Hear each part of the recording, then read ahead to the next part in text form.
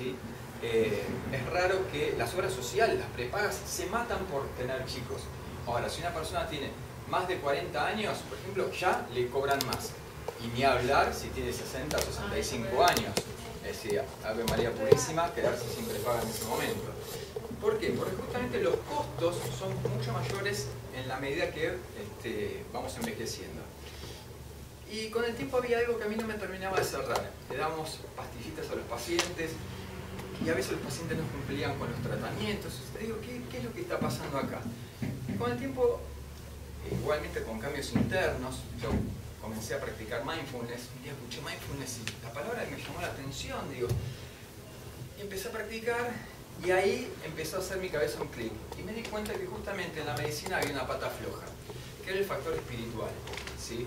Que tenían los médicos de familia, ¿sí? De conocer a toda la familia, de saber quién había sufrido, quién no había sufrido. Antiguamente era así, doctor. Tal cual. ¿Dónde le apretaba el zapato a cada uno? Se conocía el paciente. La homeopatía, con la cual estoy totalmente de acuerdo, de hecho si a mí viene un paciente y me dice yo como pasto, se me destaparon las arterias coronarias y me siento bien. Señor, coma pasto, si yo no necesito que haya una evidencia científica, y abro paréntesis, las evidencias científicas son en función del que pone la plata, porque los estudios son pagos por los laboratorios.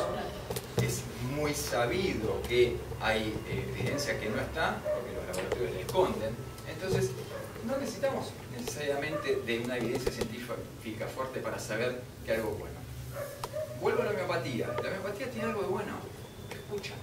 El médico homeopata escucha al paciente. Las consultas son de 15 minutos hoy por hoy en cualquier lugar, ¿sí? A veces el paciente no tiene ni tiempo de desvestirse, que ya le está mandando a hacer estudios. Hace poco tiempo me viene a ver una paciente que me la derivan por hipertensión y entonces cuando empiezo a verla me dice, no, estoy muy contracturada.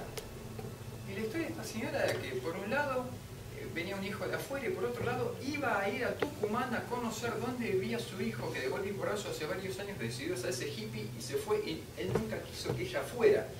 Entonces él no sabía con qué se iba a encontrar. Se podía encontrar con que era un vagabundo, con que tenía 18 hijos, con que vivía con otro hombre, en una choza, no se sabía. Esta mujer le pidieron presurometría, ecocardiograma, tomografía de glándulas suprarrenales para ver si no tenía una hiperplasia de glándula suprarrenal. Estaba súper contracturada porque no dormía. A esta mujer lo que le pasaba era otra cosa. Nadie la escuchó. Entonces, esto fue lo que con el tiempo me fue llevando a darme cuenta que la medicina había que empezar a encararla por otro lado. Y si bien siempre fui a escuchar a los pacientes, los empecé a escuchar más todavía. Y hoy, practicando mindfulness, estoy actualmente haciendo el curso superior, el curso de instructor de mindfulness, y también hice junto con el doctor López Rossetti el curso de medicina del estrés. No solo los escucho, sino que quizás para muchos de ustedes sea familiar la palabra compasión, pero no la palabra compasión vista desde el punto de vista occidental, que es ver a una persona pero desde la lástima, ¿no? La compasión vista desde un punto de vista real, desde un punto de vista oriental, es verla a través del corazón, ¿sí? El problema de la palabra compasión es que quizás se asocia mucho, está muy cargada, ¿sí? De la parte esta lastimosa. No, es ver al otro con amor, es escuchar el dolor del otro, es escuchar el sufrimiento del otro. Cuando un paciente viene y dice, vengo porque tengo palpitaciones, esa es la excusa. Esa es la excusa. Las palpitaciones pueden ser porque tiene un hijo que perdió el trabajo, porque tiene un nieto al cual le diagnosticaron una leucemia. Las palpitaciones pueden ser por un millón de cosas. Entonces, si yo me centro solamente en que tiene palpitaciones, ok, le pido un holter, un electro, y probablemente le pongo un beta bloqueante, ¿sí? O le dé al Plax. Y pasa por otro lado.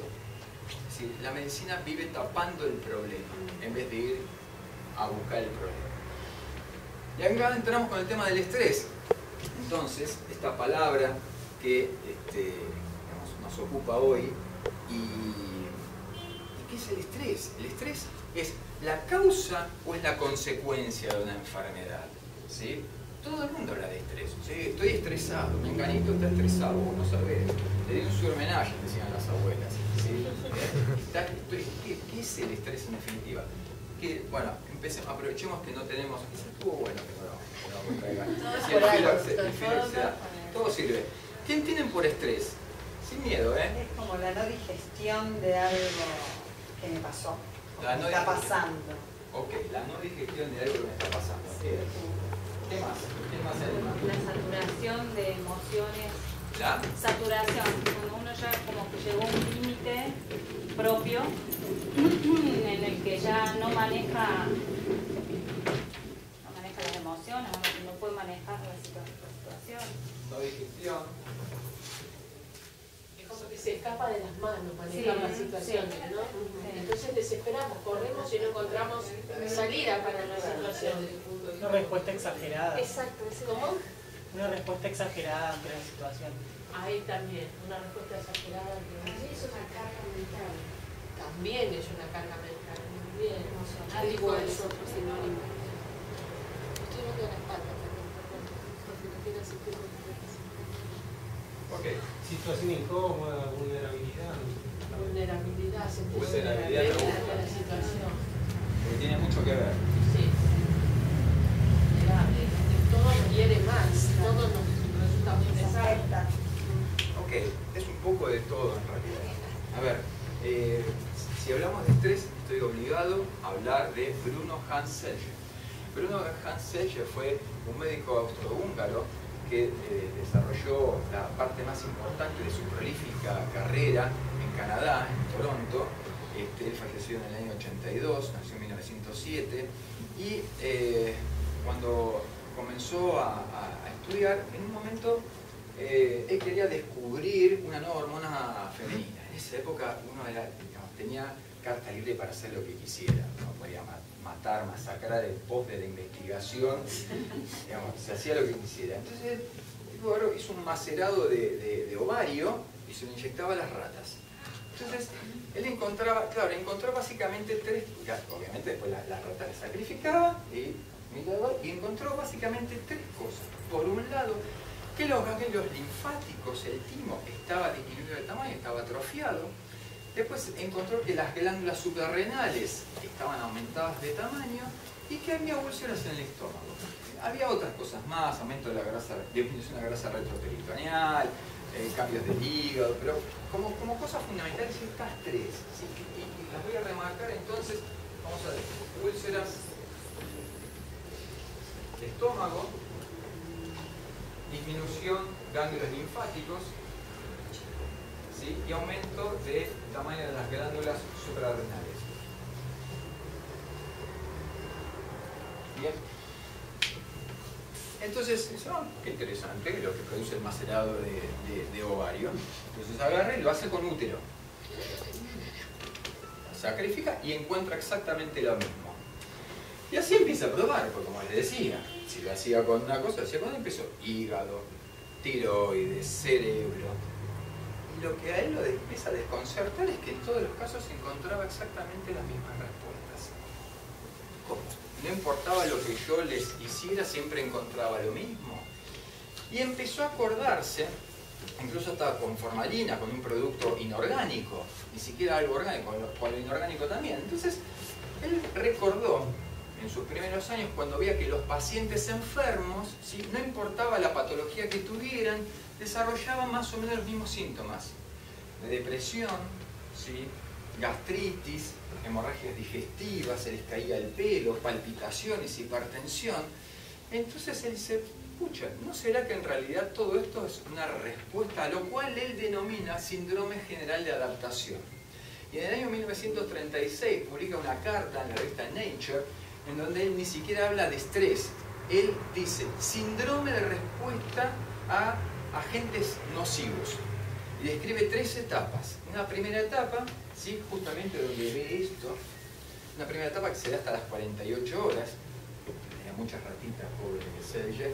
Una segunda etapa que comenzaba en las 48 horas y podía durar 2, 3 y hasta 4 semanas, en donde veía que de mantener el estímulo nocivo llámese luz todo el tiempo, o dolor, o electricidad, o inmovilidad, ¿sí? Él probaba cualquier tipo de estímulo, darles insulina, ¿sí? Todo el tiempo, todo en pos de la ciencia. Veía que durante todas esas semanas los cambios que se habían visto revertían prácticamente hasta la normalidad. Es decir, los órganos estudiados mejoraban. Dice, oigan, ¿pero qué pasó?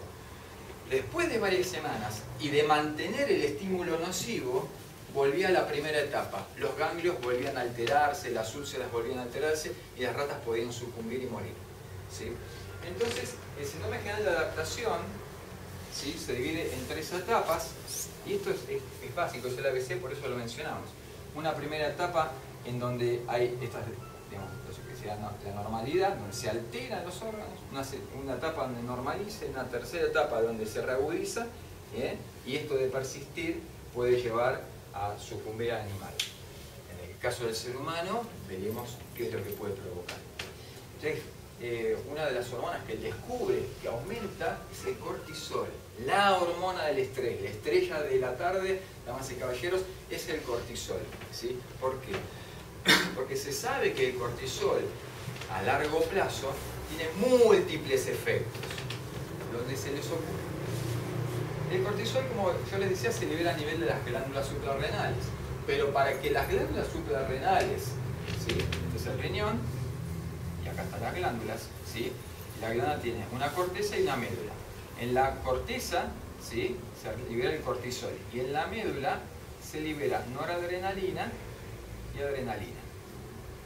Y no es casual que en el mismo órgano se liberen las dos. Hay en la hipófisis tenemos una hipófisis anterior y una hipófisis posterior, ¿sí? La hipófisis posterior básicamente lo que libera es oxitocina, ¿sí?, y hormona antidiurética. Oxitocina, que es la hormona del amor, la que mejora la contracción a nivel uterino. La hipófisis anterior libera muchas hormonas, entre esas es la hormona del crecimiento, la growth hormone, ACTH, que es una hormona que lo que hace es estimular a la glándula suprarrenal. También la TSH, que es una hormona que va a estimular la glándula tiroides, ¿sí? También gonadotrofina y prolactina, que estimula justamente la secreción de leche. El tema es que lo que vieron es que en la segunda etapa, en esta segunda etapa, la hipófisis anterior disminuye la secreción de hormona de crecimiento.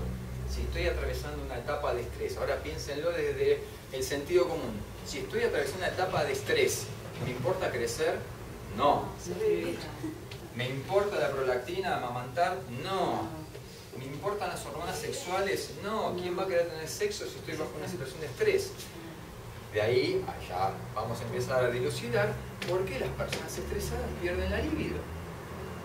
Porque hay un problema que está sin resolver. Hasta tanto ese problema no se resuelva, ¿sí?, no hay tiempo ni para tener sexo, ni para comer, ni para crecer, ni nada. Solamente tengo que abocarme a resolver el problema.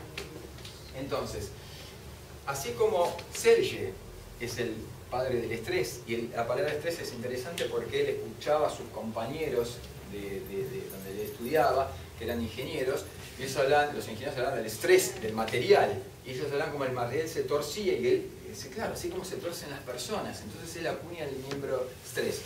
De ahí viene. De ahí viene. Tiempo después, en realidad, él dice que hubiera sido mejor strain, que era torcer, ¿sí? Pero ya se habían publicado con estrés y ya digamos, se hablaba de estrés y ya no había forma de volver para atrás.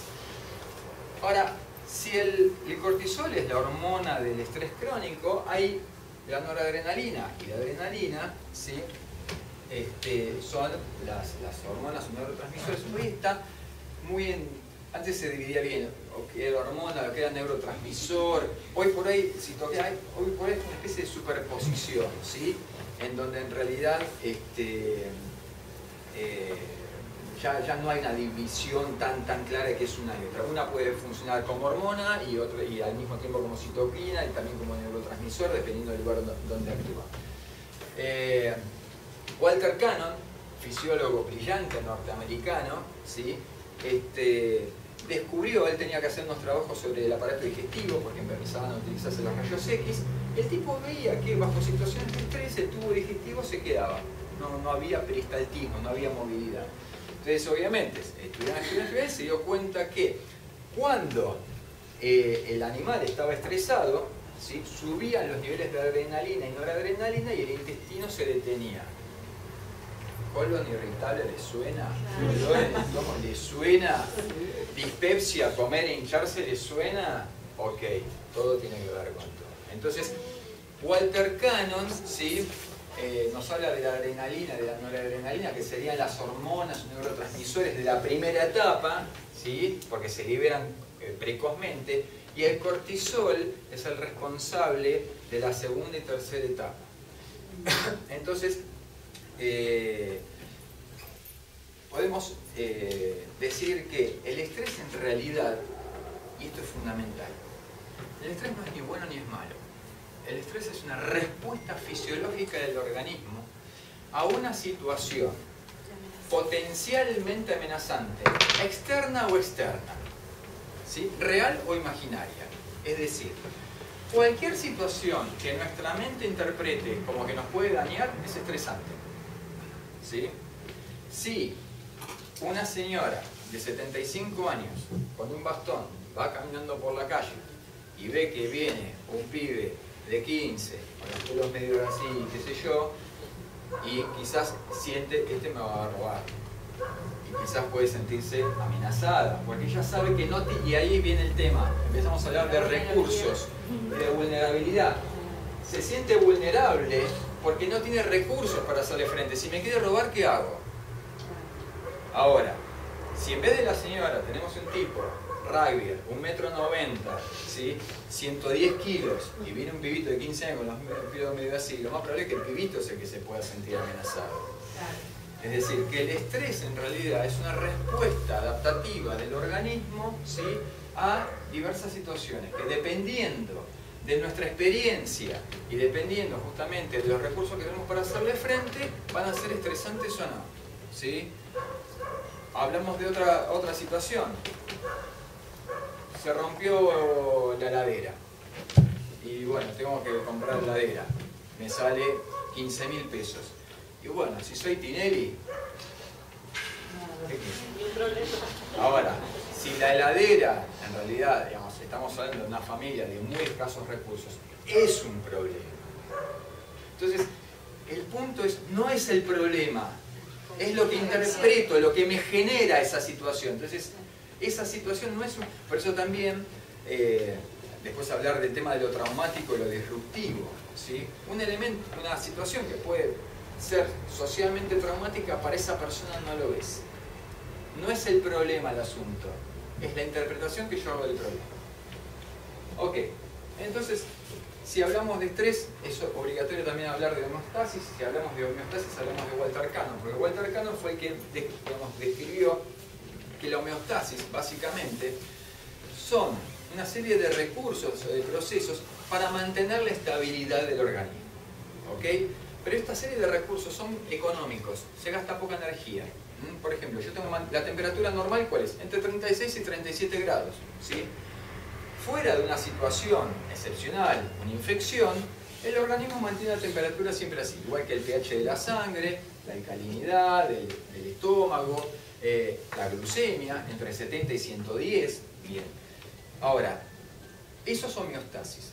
La serie de procesos que nos permiten mantener, ¿sí?, determinadas variables en un rango determinado y que consumen pocos recursos. Me parece que no puedo. Por una santa. Un aplauso. No le hagan porque se muere. Se muere. Divorcio. Del estrés.